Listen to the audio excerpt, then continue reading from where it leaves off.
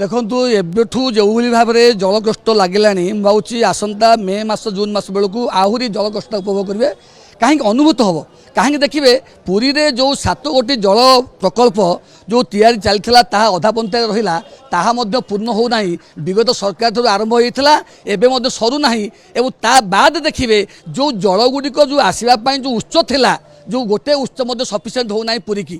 ଏବଂ ଆଉ ଗୋଟିଏ ଉତ୍ସ କରିବା ପାଇଁ ମଧ୍ୟ ଆବଶ୍ୟକତା ଅଛି, କାରଣ ପୁରୀର ଲୋକ ସଂଖ୍ୟା ଯଦି ବଢ଼ୁଛନ୍ତି, ପ୍ରତ୍ୟେକ ଦିନ 60-70 ହଜାର ଲୋକ ପୁରୀକି ଆସୁଛନ୍ତି, ସେମାନଙ୍କ ପାଇଁ ଜଳ ଆବଶ୍ୟକତା ଅଛି ନା।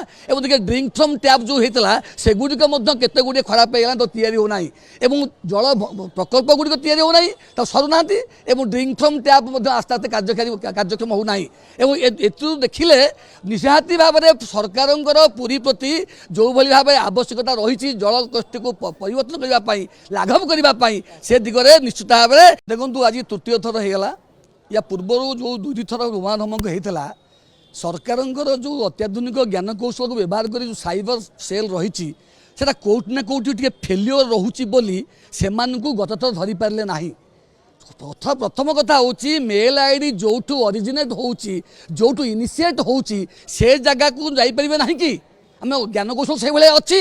ଆମ ପାଖକୁ ଯଦି ଆସିଛି କେଉଁଠୁ ଆସିଛି ଧରା ପଡ଼ିବା କଥା, ତାକୁ ଧରିଲେନି କାହିଁକି? ଅତୀତର 2ଟି ଘଟଣା ଦେଖିବେ, ତାକୁ ପୋଲିସ ଟିଏ କେଉଁଠି ଉଦାସୀନ ହେଇଗଲା ବୋଲି ଆଜି ତୃତୀୟ ଥର ଯେଉଁ ବୋମା ଧମକ। ତୃତୀୟ କଥା ହେଉଛି ବୋମା ଧମକ ଦେବା ଦ୍ୱାରା ଅତୀତରେ 2 ଦିନ କାର୍ଯ୍ୟ ଦିବସ ନଷ୍ଟ ହେଲା। ଆଜି ଦେଖିବେ ପ୍ରାୟ 1 ପାଖାପାଖି ହେଲାଣି, ଏ ଭିତରେ ମଧ୍ୟ କାର୍ଯ୍ୟ ଦିବସ ନଷ୍ଟ ହେଉଛି।